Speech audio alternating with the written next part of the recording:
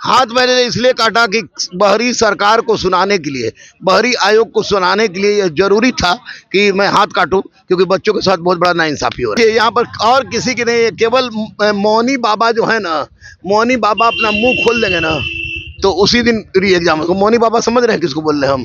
मौनी बाबा बोल रहे हैं माननीय मुख्यमंत्री जी को। पर हमको 100% विश्वास है, छात्रों के साथ गलत हुआ है, बीपीएससी 70वीं में गलत हुआ है। मैं तो री एग्जाम तो होगा ही होगा, साथ साथ परमार और सचिव इन दोनों पर भी केस हो, ये हम चाह रहे हैं, लेकिन री एग्जाम होगा। नमस्कार, आप देख रहे हैं न्यूज़ फॉर नेशन। मैं आपके साथ अभिजीत सिंह। 70वीं बीपीएससी को लेकर अभ्यर्थी हैं जो पटना के गर्दनी बाग धरना स्थल पर लंबे समय से बैठे हुए हैं। ऐसे में गुरु रहमान सर हैं, वो आज अपने हाथ को काट लिए हैं बच्चों को री एग्जाम दिलाने के लिए। जिस तरह से इनका कहना है कि आज इनको मालूम चला कि बीपीएससी का रिजल्ट है वो प्रकाशित होना है, इससे पहले वो हाथ काट लिया और गर्दनी बाग पहुंचे हैं। सर, आप गर्दनी बाग पहुंचे हैं फिर शाम में, और आपने हाथ क्यों काट लिया? हाथ मैंने इसलिए काटा कि बहरी सरकार को सुनाने के लिए, बहरी आयोग को सुनाने के लिए यह जरूरी था कि मैं हाथ काटूं, क्योंकि बच्चों के साथ बहुत बड़ा नाइंसाफी हो रहा है। और बच्चों के साथ नाइंसाफी कम से कम गुरु हो के नाते मैं बर्दाश्त नहीं करूंगा, चाहे इसके लिए हमको फांसी पे कहीं चढ़ा दिया जाए। अब देर शाम आप गर्दनी बाग पहुंच गए, क्या मैसेज है, क्या अब कर? नहीं, बच्चे मेरे बहुत चिंतित थे, गर्दनी बाग के बच्चे बहुत चिंतित थे। बेटियां तो पहुंच गई थी, खुशी पहुंच गई थी वहां पर। तो मैंने सोचा कि बच्चे इतने चिंतित हैं, ये सारे बच्चे आने वाले थे वहां पर, लेकिन मैंने कहा कि चलो खुद मैं चल जाता हूं। हालांकि हमको इंजेक्शन लेना है, ब्लड क्लॉट करने का, क्योंकि ब्लड मेरा रिस रहा है अभी, तो मैं जाऊँगा। और इसलिए चला है कि मैं बच्चों से खुद मिल लूँ और कहूँ कि रुकना नहीं, झुकना नहीं, टूटना नहीं। गुरु रहमान जिंदा है। आप कोई ऐसा काम मत कीजिएगा जो आपको हित पहुंचाए। अगर जब बाप जिंदा हो तो बाल बच्चा को बिल्कुल बोल्डली के साथ, हिम्मत के साथ रहना चाहिए। यही लोग हमारी हिम्मत है, और इनके हिम्मत पर मैं कुछ भी करूंगा और ये एग्जाम तो करवा के रहूंगा। आप अभ्यर्थियों के साथ है सर, अभ्यर्थी लगातार कार्यालय जा रहे हैं, जदयू कार्यालय जाते हैं, बीजेपी कार्यालय जाते हैं, उनको वहां भगाया जाता है। आपने आज भी देखा हो तस्वीर, किस तरह से अभ्यर्थी बीजेपी कार्यालय गए, पुलिस प्रशासन के द्वारा उन्हें हटाया गया। एक अभ्यर्थी बोल रहे डिटेन भी किया गया। तो अभ्यर्थियों को तो इस तरह से भगाया जा रहा है, पिटा जा रहा है। देखिए यहाँ पर और किसी की नहीं है, केवल मौनी बाबा जो है ना, मौनी बाबा अपना मुंह खोल देंगे ना तो उसी दिन री एग्जाम होगा। मौनी बाबा समझ रहे हैं किसको बोल रहे हैं हम? मौनी बाबा बोल रहे हैं माननीय मुख्यमंत्री जी को। माननीय मुख्यमंत्री मुंह खोल दें, सब कुछ हो जाएगा। और नहीं तो 31 तारीख को तो डिसीजन पक्का होगी, कहाँ कि जहाँ सत्य है वहाँ ईश्वर है, और न्यायपालिका पर हमको 100% विश्वास है। आपको न्यायपालिका पर विश्वास है, लेकिन आपने हाथ काट लिया, इसका मतलब? नहीं, न्यायपालिका चूंकि हाई कोर्ट में सुनवाई 31 को है, और आज रिजल्ट निकल जाता, तो रिजल्ट निकलने से पहले मैं ऐसा काम करना चाह रहा था ताकि सारे अधिकारी पदाधिकारी को पता चल जाए कि ये व्यक्ति पागल है, और जब हाथ काट सकता है तो अपना गर्दन भी काट देगा अगर छात्रों के साथ अन्याय होगा। आपने एक बात बोली मौनी बाबा मुख्यमंत्री को, वो क्यों नहीं संज्ञान ले रहे हैं? कहते हैं अभिभावक है बिहार के बच्चों के। अधिकारियों से घिरे हुए हैं, अधिकारियों से घिरे हुए हैं, और उनको अगर ये संज्ञान नहीं लेंगे तो निश्चित रूप से मांगा पड़ेगा। 31 तारीख को क्या लग रहा है, क्या फैसला आएगा कि अभ्यर्थी का? न्यायालय पर हमको 100% विश्वास है, छात्रों के साथ गलत हुआ है, बीपीएससी 70वीं में गलत हुआ है।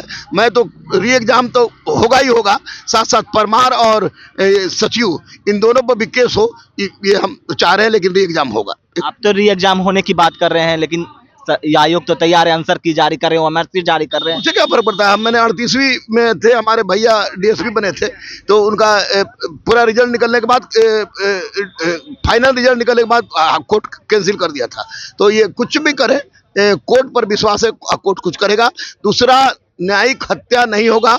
एक नंदलाल बोस की न्यायिक हत्या हो चुकी है, दूसरी न्यायिक हत्या अब नहीं होगी, और ना हम लोगों ने देगा। अभ्यर्थियों से भी आप अपील कर रहे हैं कि अभ्यर्थी पहुंचे, गुरु रहमान आपके लिए खड़ा है, आगे 50,000 55,000। मैं अभ्यर्थियों से यही कह रहा हूं कि बाबू, ये लड़ाई किसी एक आदमी की नहीं है, ये लड़ाई सामूहिक है। और ऐसी परिस्थिति में अहिंसा को परमो धर्म मानते हुए आप गांधीवादी विचारधारा पर केवल 50,000 बच्चे अगर पहुंच जाते हैं तो 50,000 बच्चों पर मैं अकेले दम पर कह रहा हूं कि री एग्जाम करवा लूंगा। गुरु रहमान सर को डर नहीं जान से है क्या? आप हाथ काट लिए, अपने फैमिली बच्चे आपके होंगे। देखिए, पत्नी तो एक ही है, लेकिन बच्चे लाखों हैं, और लाखों बच्चों के लिए अगर मर जाना पड़े और उनका कल्याण हो जाए तो निश्चित रूप से मैं 100 बार मरूंगा, और छात्रों के लिए मरूंगा, मैंने तैयार है। यहाँ अभ्यर्थी भी है, क्या कहिएगा? गुरु रहमान सर आप लोगों के लिए मरने के लिए तैयार है? दुख तो हुआ जब इनको गए थे देखने के लिए, हम लोग वहाँ पे पहुंचे थे ऑफिस में, तो काफ़ी दुख हुआ वो खून को और हर एक चीज़ वहाँ का सिचुएशन देख के। कहीं ना कहीं ये बोलेंगे कि हमारे शिक्षक को मजबूर किया गया है ये काम करने के लिए। अगर हमारा बात 2 दिन 4 दिन 5 दिन 10 दिन में सुना जाता, आज तो 35वां दिन है। 35वां दिन मतलब चौथा 5वां दिन सोनू भाई आत्महत्या कर लेते हैं, उसके बाद 35वां दिन हमारे शिक्षक को मजबूर किया गया है ये कदम उठाने का। जब विवादित एग्जाम रहा है, स्टार्टिंग से ही फॉर्म भरने से लेके एग्जाम होने तक विवादित रहा है, तो उस रिजल्ट को क्यों कैसे आप दे सकते हो? उस पे स्टे आप क्यों नहीं लगाए? वो स्टे लगाना, कोई भी विवादित काम होता है तो उसको आगे फैसला नहीं लिया जाता है। जब हाई कोर्ट में आप लोग बार बार बोल रहे हैं हाई कोर्ट में केस है, हाई कोर्ट में, तो बीपीएससी को भी समझना चाहिए ना, उसका एथिकल वैल्यू होता है कि अगर बीपीएससी अगर कोई चीज विवादित है तो उसका रिजल्ट हम नहीं दें। 31 तारीख अगर आपको लगता है आप सही है तो 31 तारीख तक आप वेट कर लेते, लेकिन आप इतना जल्दीबाजी क्यों कर रहे हैं? फाइनल आंसर की दे रहे हो, वेट नहीं कर रहे हो। आंसर की में बहुत तरह की कमियां है, उसको आप मतलब सुधार करने का भी टाइम नहीं दे रहे हो। आप लोग कार्यालय जा रहे हैं, आप लोगों को भगाया जा रहा है। आप आज बीजेपी कार्यालय गए, क्या कहा गया वहाँ पर बीजेपी कार्यालय के पास? वहां से हम लोग को भगाया गया, जैसे हम लोग स्टूडेंट नहीं आतंकवादी है। माननीय मुख्यमंत्री जी और मोदी जी के द्वारा ये कहा जाता है बेटी बचाओ बेटी पढ़ाओ, लेकिन जिस देश में भारत धरती को माता के रूप में पूजा जाता है और बेटी को देवी के रूप में पूजा जाता है, उसी देश में बिहार में हम लोग को चाहे जदयू ऑफिस हो या बीजेपी का कार्यालय हो, वहां से निकाला जाता है, धक्का मार के निकाला जाता है। जबकि वहाँ कोई भी लेडीज पुलिस नहीं होती है तो जेंट्स पुलिस के द्वारा भी धक्का दे के निकाला जाता है। तो कहीं ना कहीं ये चीज को दर्शा रहा है कि लोकतंत्र का किस तरह हत्या किया जा रहा है और संविधान का अतिक्रमण किया जा रहा है, तानाशाही को किस तरह बढ़ाया जा रहा है। तो ये सब चीज बंद कर दे, क्योंकि ये सब चीज हम युवा अब नहीं सहने वाले हैं। क्या कहिएगा रवि जी, आप भी सर के साथ? पिछले 35 दिनों में जितने भावुक हम लोग नहीं हुए ना, उससे ज्यादा भावुक कहीं आज हुए। ये सर का खून नहीं है, इनके रक्त का एक एक रक्त का हिसाब होगा।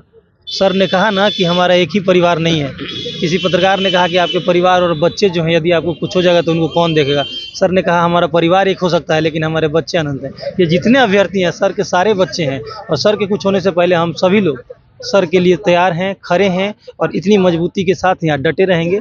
जब तक डटे हैं हमें लग रहा है कि आयोग हमारी मांग को मानेगी और सरकार सर साथ में है तो हमें लग रहा है सरकार को भी झुकना पड़ेगा।